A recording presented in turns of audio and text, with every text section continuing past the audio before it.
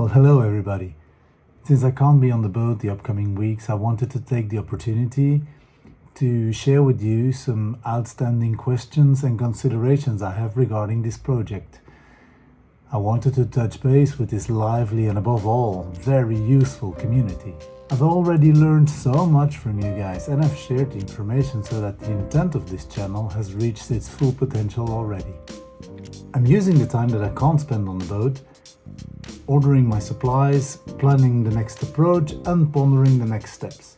But questions on questions arrive, and I think it's normal on a project this size, but this is a perfect time to run them all by you.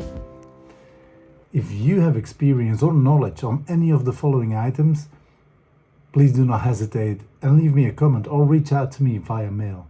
But before we dive in, I want to take a moment and say a grateful thank you to Dirk van den Brande and Stefan Lambert for their financial support of this project. Every cent is carefully considered before being spent, so I want to give them my infinite grateful for their support on this floating project. Anyone who has anything to do with boats near or far knows that it's an expensive undertaking, and despite our best efforts to solve as much as possible with elbow grease and sweat, it remains a financially challenging venture. So if you would like to contribute financially, you can do so via this link or this thank you button in the YouTube channel. But anyway, now to the matters at hand. Let's kick off with the railing. I want to preserve this beautiful railing forever, but I'm a bit concerned that the wood, though still beautiful after 60 years, may have lost some of its strength. I'm not sure if it's really the case, but I mean, a wooden structure in churches can easily last 300 to 400 years and more. But it would be a huge shame if one were to break under the weight of somebody sitting on it or while enjoying the view. Ideally, I wouldn't have to do anything. I'd just restore it to its former glory and probably varnish it to maintain the same look as the sliding doors on the pilot house. There are a few possible interventions that wouldn't be too aesthetically disruptive. One option would be to weld a 30 by 5 iron strip between the stanchions positioned beneath the wooden railing. However, this could risk trapping moisture between the iron and the wood. Another option is to glue a 20 by 12 hardwood strip under the railing to increase its strength by 50%. I find any L profile too large of an aesthetic intrusion. But what do you say? My new take of this hasn't yielded desired quick results, although this needs some further testing, I agree. But it has got me thinking. While I definitely plan to sandblast the entire outside of the hull, I think that's the only way you can properly assess the condition of the steel, I openly wonder if it's really needed to sand off all the stable paint from the wheelhouse and cabins. Certain areas, corners and edges definitely need attention, but why shouldn't I just leave the existing paint layer that is very hard to remove? I can fill the clean spots with epoxy filler and sand the whole surface before applying a new fresh coat of paint. It seems like a total waste for me to remove a perfectly protective layer of paint just to apply another one that's probably thinner than the one that's already on there. I understand that issues with compatibility between paints, but the barrier coat can be applied before the final finishing layer. What are your thoughts on that? And then move on to painting the master cabin. As you know, I'm sanding and painting the master cabin for the second time.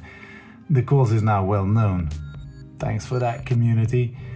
But it takes a lot of time to paint all the nooks and crannies of the cabin with a brush and a roller, so I'm considering buying an airless spray paint system, which I can apparently get for a few €100. However, I'm not sure what to look for. How much power do I need? What is the ideal or minimum spray pressure? And are their guns any better suited for painting boats? Do you know anything about airless paint spraying? Can you give me some advice? I'm very interested in insulating the boat with spray cork. It's an ecological alternative with fantastic properties. Those who live on the water know better than anyone. Everything rots, oxidizes and cracks. Spray cork is naturally fire resistant, offering a solution that contributes to safety. It also has a high degree of elasticity. It's a 100% natural product that uses renewable and reusable materials. It's important to note that it provides thermal insulation on various materials and reduces thermal bridging. It also dampens sound, and a steel boat is like a big sound box where noises travel and be amplified easily. I am aware that it is insufficient insulation to finish off the boat, but it's a great start and it can be supplemented by another natural product in a later phase of the build.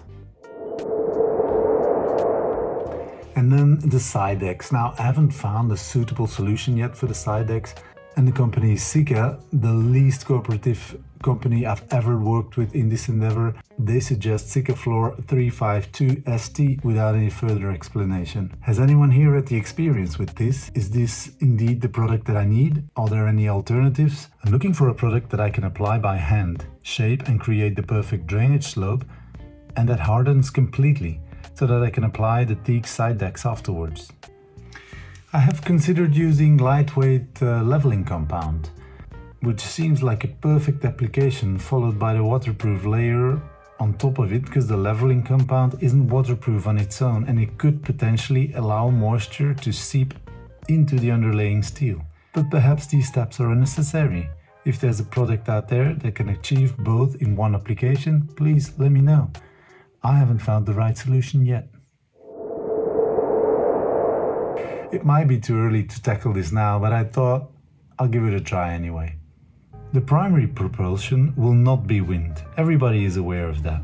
But with the idea of eventually powering this boat electrically, it's a good idea to also make use of the wind. Plus, I really enjoy reading the wind, trimming the sails and striving for the optimal position of the boat to sail and move as much as possible on wind power. From what I can tell, the existing masts were rarely or maybe never used as sail masts.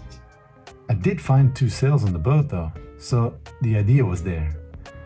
I suspect I'll need to reinforce the mast base. This doesn't seem to be sufficient. I'll also have to provide extra pulleys and winches. Does anyone know a site where I can find rigging tips? Gather ideas for the rigging? Let's quickly move over to the hatches. This topic has already given me new insights in many ways. For example, I wasn't aware of deck prisms. A wonderful idea, but I just don't understand how something like that works when you have, let's say, 5 centimeters of insulation and 2 centimeters of roof finishing, but it's certainly something I want to keep an eye on, and I'm going to try to find a boat with deck prisms and see how they work. For further lighting, but definitely for ventilation of the bow area, including the galley, saloon and the guest quarters, I plan to install small hatches that fit between the deck beams. So a maximum of 30 centimeters wide by 50 seems like a common size. 2 in the saloon galley area and 2 in the guest sleeping quarters. What are your thoughts on this? Disrupting the lines, or is it feasible?